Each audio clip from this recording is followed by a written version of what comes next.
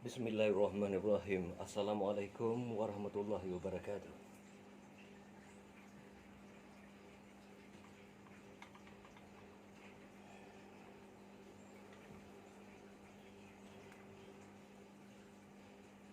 Bismillahirrahmanirrahim. Assalamualaikum warahmatullahi wabarakatuh. Alhamdulillah, masih ada sedikit ruang untuk kita bercakap. Sebenarnya, bila kita mimpikan Rasulullah, tidak ada satu pun yang boleh menyerupai baginda Rasulullah SAW. Tidak akan ada. Apabila dikatakan tidak akan ada satu pun yang menyerupai Rasulullah, baik namanya, baik wujudnya, baik sifatnya, baik apapun yang berkait dengan Rasulullah SAW, tidak akan ada persamaan, tidak akan ada jelmaan dari jin, syaitan, dan iblis. Tidak ada.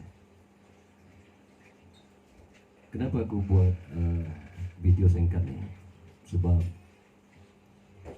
aku ada terima WhatsApp yang bertanya pada aku dari Halo.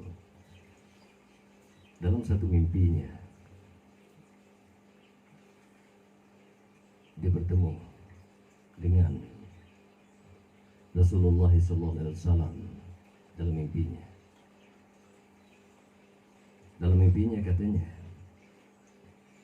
dia bermimpi dia bersama satu kumpulan yang terdiri dari orang-orang yang berpakaian serba putih, serba bersih, di dalam satu jemaah yang sangat indah dan harum.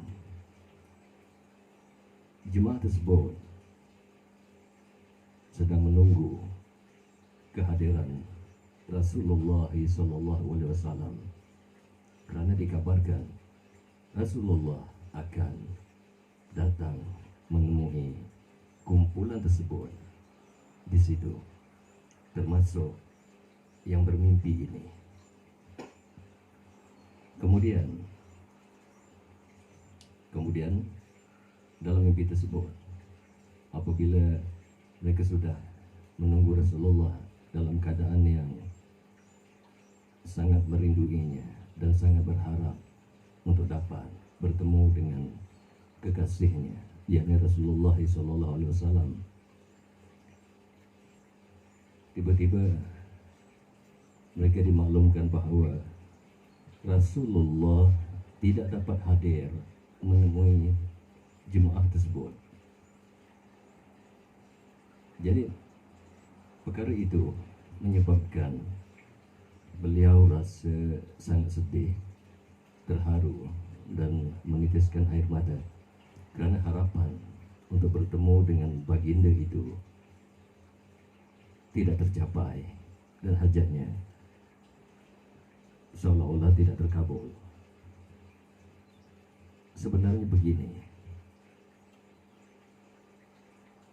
apa yang kita mesti faham pada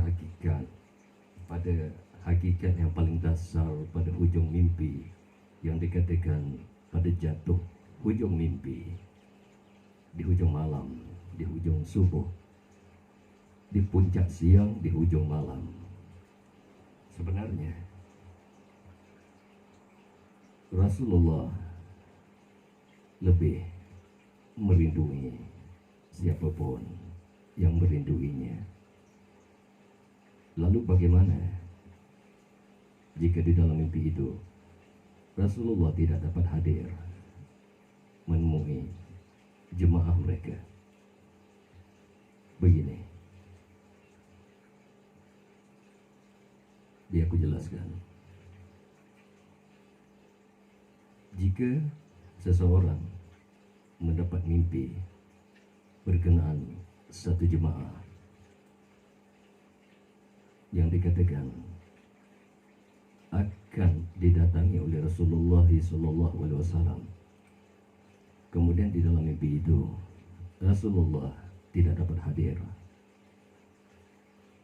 Sebenarnya itu bukanlah menjadi satu kesalahan kepada insan yang mendapat mimpi tersebut.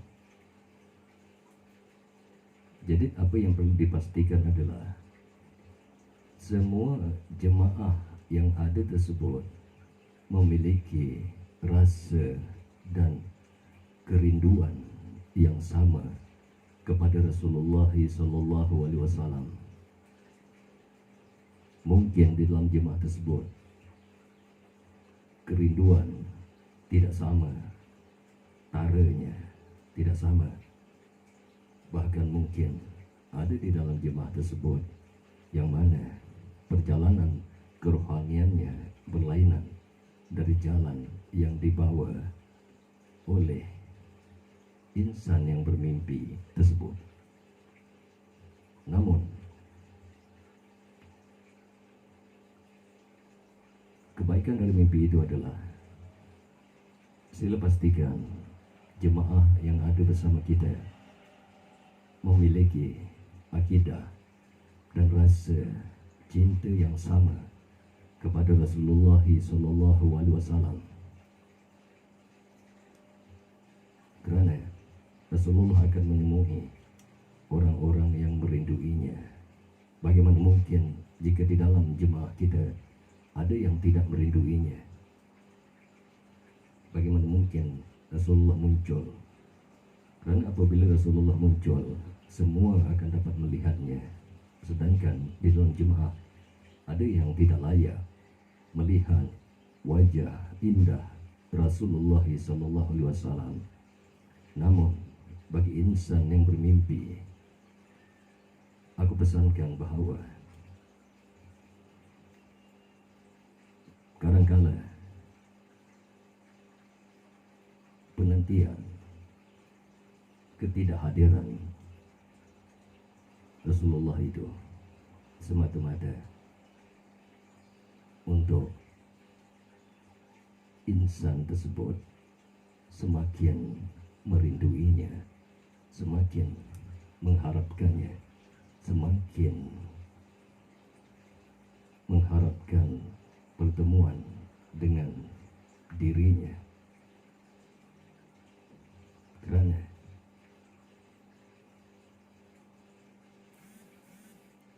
apabila tidak bertemu, rindu akan menjadi semakin menebal, hati akan menjadi semakin sayu dan syahdu. Maka dengan sendirinya rindu kita kepada baginda akan menjulang. Rasa cinta itu ke makam yang lebih tinggi. Jadi janganlah risau apabila di dalam mimpi rohani kita tak dapat bertemu dengan Rasulullah SAW. Kerana apabila kita merinduinya, sebagaimana sabda baginda, aku merindui umatku, yang mana umatku tidak dapat melihatku sebagaimana kalian, yakni para sahabat, dapat melihatku di depan mata kamu. Tapi aku merindui saudaraku, sahabatku, pencinta-pencintaku, yang mana mereka tidak pernah melihatku secara zahirnya, tetapi mereka sangat mencintaiku. Sesungguhnya mereka merinduiku, mencintaiku, dan aku lebih merinduinya dan mencintainya. Jadi jangan dikhawatirkan tentang cinta Rasulullah kepada umatnya. Jangan dikhawatirkan tentang kasih sayang seorang kekasih pada kekasihnya. Kerana cinta Nabi, sejengkal kita mencintainya, sehasta ia mencintai kita. Sehasta kita mencintainya, merinduinya, sedepa ia merindui kita. Dan apabila kita berjalan mendatangi kekasih, kekasih kita akan berlari menemui kita. Dan apabila kita berlari menemui sang kekasih, ia akan datang dengan lebih pantas dari itu. Cinta kita kepada Rasulullah itu ibarat guru, dan cinta Rasulullah kepada kita ibarat cahaya, ibarat kilat. Maka mustahil guru mendahului kilat, mustahil. Sentiasa cintanya melebihi cinta kita padanya. Yang penting ada rasa cinta kita padanya di dalam kalbu yang paling dalam. Apabila kita berdiri di pantai, kita melihat keindahan lautan, melihat keindahan alam, melihat keindahan samudera. Kita sebenarnya melihat keindahan dalam cinta, yakni cinta yang tidak terukur kedalamannya dengan akal. Namun apabila kita melintasi samudera itu di lautan yang paling dalam,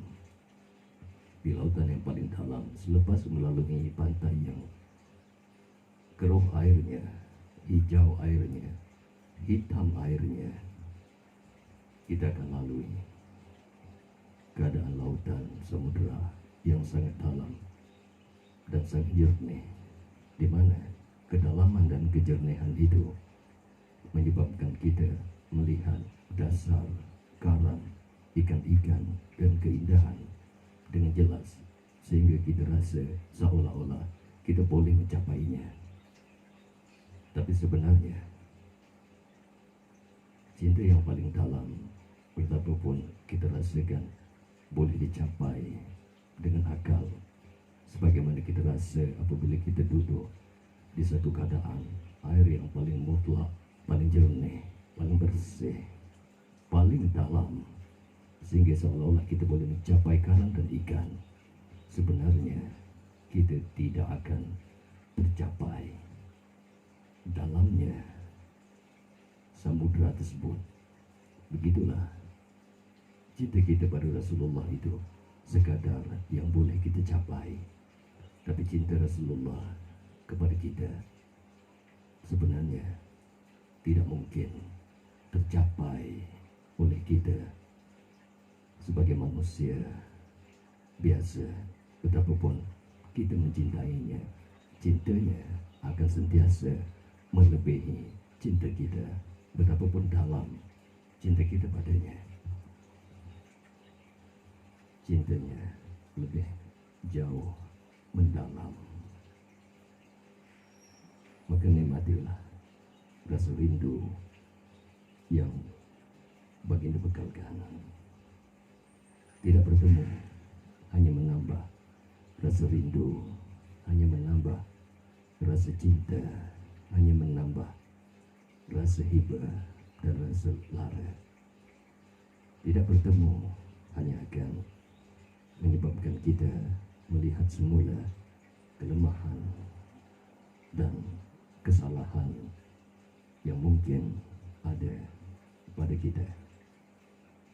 Oleh itu, tenanglah, tenangkan hatimu, janganlah lara, kerana baginda mustahil mahu umatnya berduka. Yakinlah dan percayalah bahwa yang paling dalam adalah keyakinan, dan keyakinan itulah yang kita simpan di dalam kalbu yang paling mendalam, yang paling mendasar.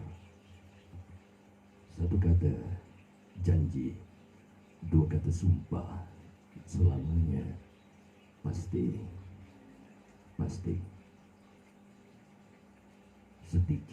Setitik kita mencintainya, maka seluruh titik itu akan meliputi rasa kita. Kerana kita boleh bertemu di dalam satu titik, boleh, tetapi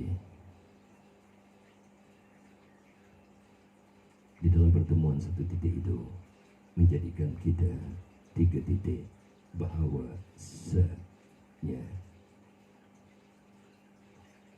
bahwa 1 titikku, 1 titikmu, 1 titiknya, kita bertemu di dalam 1 titik, menjadikan 3 titik itu 1 huruf sa, bahwasanya aku amat cinta dan sayang padamu. Begitulah kata kekasih kepada kekasih. Jadi akhirnya untuk hari ini, entah bila kita akan berjumpa lagi, hanya umum kita akan bertemu lagi, sama ada secara zahir atau selepas aku kembali ke alam abadi. Akan karena kesetiaan adalah kekal mengingati, melindungi, dan melewati tempat-tempat yang pernah kita lewati dahulu. Aku akan mendatangi walaupun kehadiranku tanpa jasad lagi. Aku sudahi dengan wabillahi taufiq wal hidayah. Assalamualaikum warahmatullahi wabarakatuh, dan selamat hari raya, maaf zahir batin pada seluruh, pada semuanya, pada HB, PWHB, pada HB3, dan pada semuanya, pada yang aku sayang dan pada yang aku cinta. Aku ucapkan selamat hari raya dan maaf zahir batin. Amin ya rabbal alamin.